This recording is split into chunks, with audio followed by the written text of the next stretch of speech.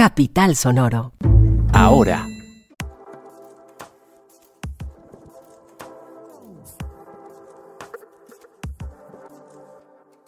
Hola, bienvenidos a esta versión de Ahora, un podcast 2024. Mi nombre es Juan Pablo Conto y muy feliz de estar con ustedes y arrancar este nuevo año.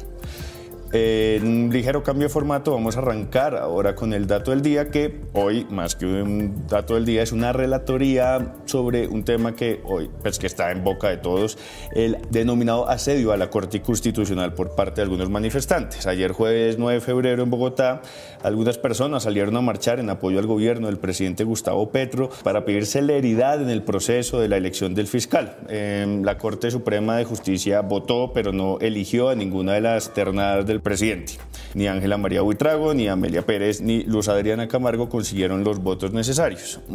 Había marchas programadas para las inmediaciones del Palacio de Justicia. El mismo gobierno pidió el favor que no se hicieran ahí, por lo que se trasladaron y se hizo un plantón en el búnker de la Fiscalía. Sin embargo, hacia horas de la tarde empezó a llegar más y más gente. Cuando se supo además la noticia que no habían elegido la nueva fiscal, los ánimos empezaron a caldear. Algunas personas empujaron las rejas del Palacio de Justicia y los magistrados quedaron sitiados. Entonces hasta como las 5:30 de la tarde, con la intervención del otrora ESMAD, se disipó la manifestación en cuestión, pues, como unos 10 o 20 minutos. La reacción de todo el mundo ha sido gigantesco y todos los medios están hablando de eso. Nosotros estaremos pendientes de cómo se va desarrollando esta noticia, pero pues lo cierto es que por lo menos faltan 15 días para saber quién será la nueva fiscal.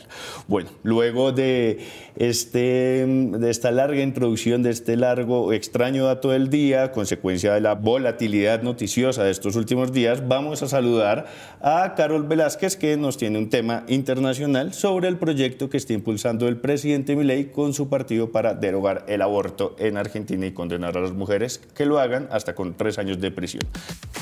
Ahora, un podcast.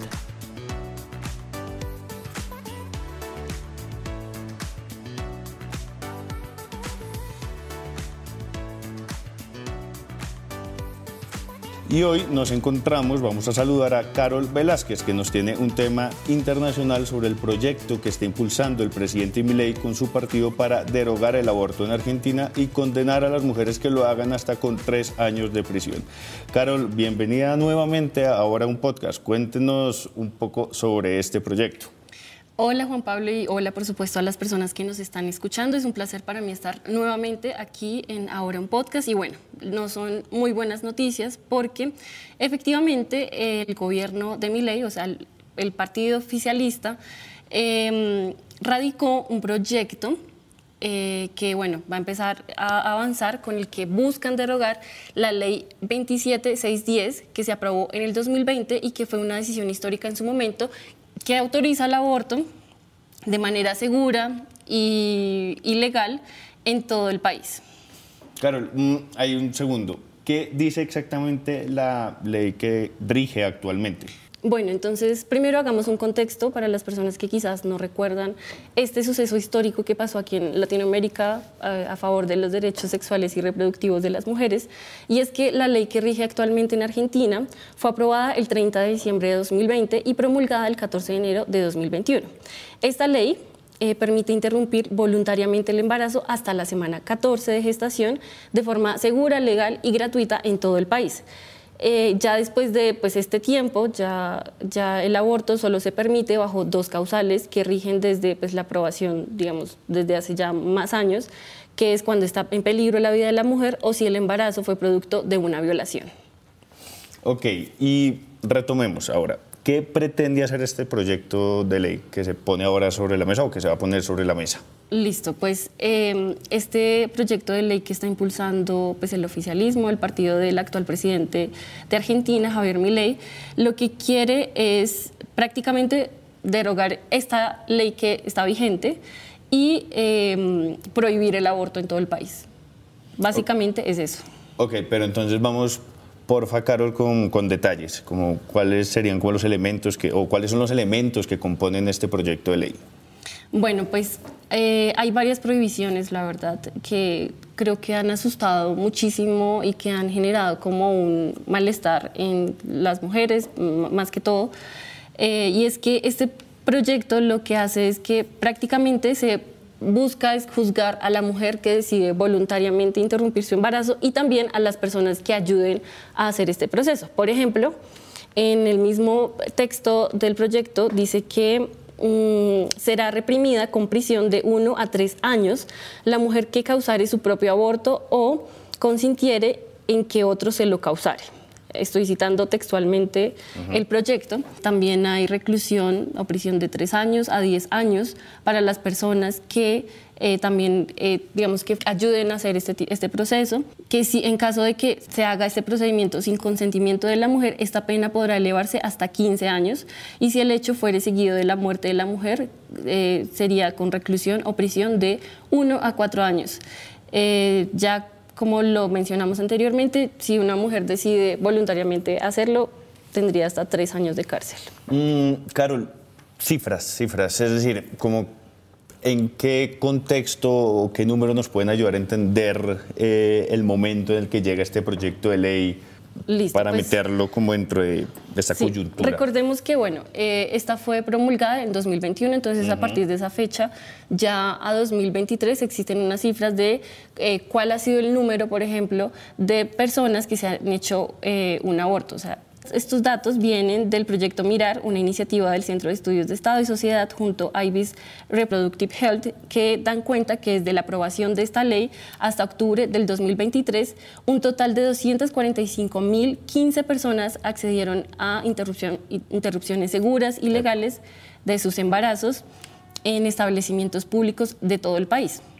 Además, dice que pues, hubo, o sea, antes de que existiera esta ley y estuviera vigente, desde esa fecha hubo un aumento de un 32% del número de abortos dentro del sector público entre 2021 y 2022. También dice que pues, dentro de estas cifras el informe distingue al aborto por medicamentos, que de una u otra manera es menos invasivo ese proceso, y en 2021 se distribuyeron 74.071 tratamientos de misoprostol, que es el medicamento que toman las personas para abortar, y en 2022 fueron 90.900. Entonces, más o menos esas son las cifras que existen en estos momentos. Y pues también hay que recordar que el aborto siempre ha existido históricamente. No es algo que llegue simplemente porque aprobaron una ley. Entonces, este aumento también se debe a eso, porque pues ya las mujeres lo están haciendo de una u otra manera, no en la clandestinidad, sino ya en los centros médicos donde les pueden prestar todas las atenciones posibles de las maneras más seguras, y esto también lo que hace es disminuir las muertes, porque muchas mujeres cuando pues, van a abortar, lamentablemente cuando los procedimientos no están bien hechos, pues sufren las consecuencias y o quedan mal o muchas mueren dentro de eso. Y pues también hay que recordar que como que las mujeres que abortan no son solo, digámoslo así, que pues muchas personas piensan como, ay, sí, quedé embarazada, voy a un centro médico, ya.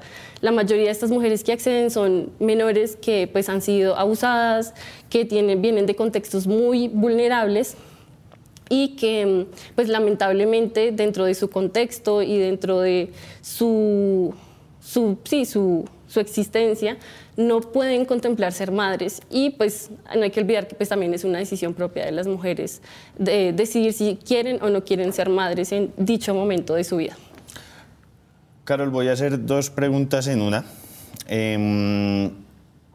¿Por qué uno creería que Argentina pues, está atravesando crisis como por todos lados? ¿Por qué se impulsa este proyecto y qué reacciones o cuáles han sido como las respuestas a este proyecto de ley? El proyecto de ley se justifica en que esta ley que rige actualmente no es constitucional y es contraria al sentir general del pueblo argentino y que no contempla la dignidad de la persona humana, razones por las cuales corresponde promover su derogación. Eso es lo que dice el texto puntualmente, y pues las reacciones han sido divididas como siempre. Hay personas que lo celebran un montón y hay pues más que todo los sectores feministas son los que en estos momentos están alarmados por este proyecto. Y aquí creo que es importante citar al presidente Javier Milei, hablando sobre precisamente lo que él piensa del aborto y pues aquí lo vamos a escuchar. Estoy en contra del aborto abiertamente. Como liberal, yo creo en el respeto irrestricto del proyecto de vida del prójimo. Entonces vos podés elegir sobre tu cuerpo, pero no por el que está adentro. Con lo cual, porque los 3 derechos básicos son el derecho a la vida, el derecho a la libertad y a la propiedad. Y esto iría contra el derecho a la vida. Bueno, Carol, muchas gracias y acompáñenme por favor ahora con algunos titulares de las principales noticias con las que deben ir a disfrutar de este viernes. Material para conversación.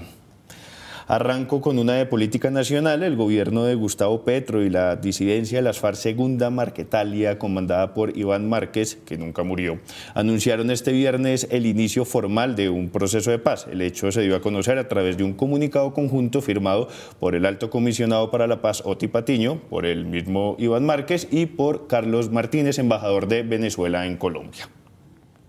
Sigo con otra a nivel nacional porque, según Señal Memoria, en Colombia, el 9 de febrero de 1791 se editó el primer número del papel periódico de la ciudad de Santa Fe de Bogotá. Recordemos que ese era su nombre completo. Hoy, 9 de febrero, estamos celebrando el Día del Periodista. A propósito, feliz día, Juan Pablo, y feliz día a todos los colegas que nos escuchan.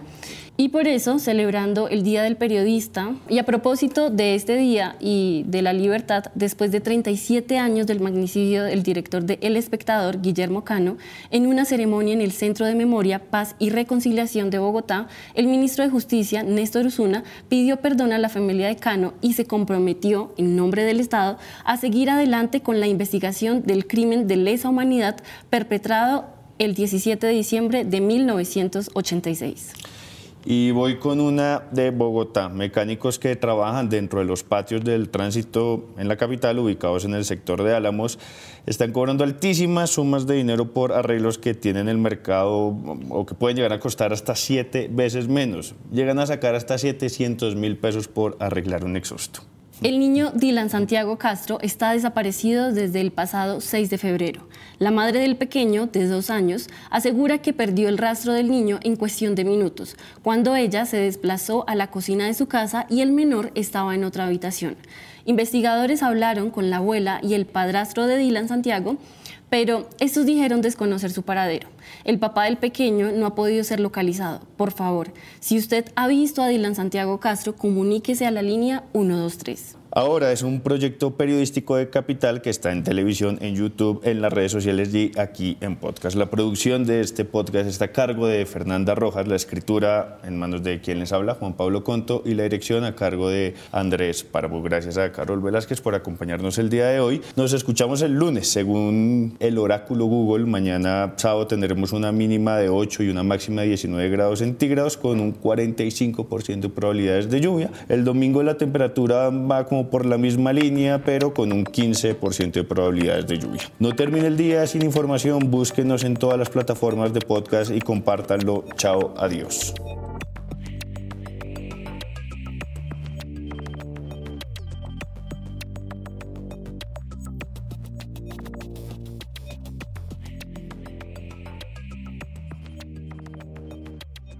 Capital Sonoro.